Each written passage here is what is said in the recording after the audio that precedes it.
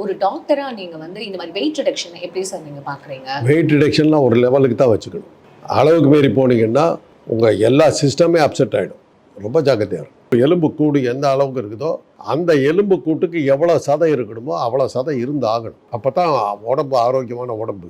அதிக எடையும் தப்பு, குறைச்ச எடையும் தப்பு. வெயிட் அதிகமாகும் போது ஹார்ட்டுக்கு வெயிட் இன்க்ரீஸ் ஆகும், லங்கனுடைய இதெல்லாம் ஒர்க்கெல்லாம் இன்க்ரீஸ் ஆகும், தாங்காது.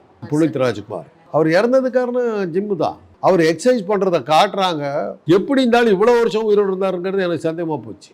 அந்த அளவுக்கு அந்த அளவுக்கு எக்ஸசைஸ் பண்ணுறாரு. சார் அதுக்கு ஈக்குவலா இப்ப லேடிஸும் வந்து பண்றாங்க. அதை தான் இப்போ வந்து நீங்கள் பார்த்தீங்கன்னா இப்போ பேரையே சொல்கிறேன், பிரியா பவானி சங்கர் எவ்வளவோ பெருசாக எதிர்பார்க்கப்பட்ட நடிகை, பெருசாக எதிர்பார்க்கப்பட்ட ஆளு அட்ரஸ்லாம் போனாங்க. காரணம் என்னன்னா she reduced her weight. அனாவசியமாக போய் இது பண்ணி ஜிம்முக்கு போனாங்க, காலி பண்ணி அனுப்பிச்சு விட்டாங்க. அடுத்து அப்படி அது மாதிரி காலியானது கீர்த்தி சுரேஷ்.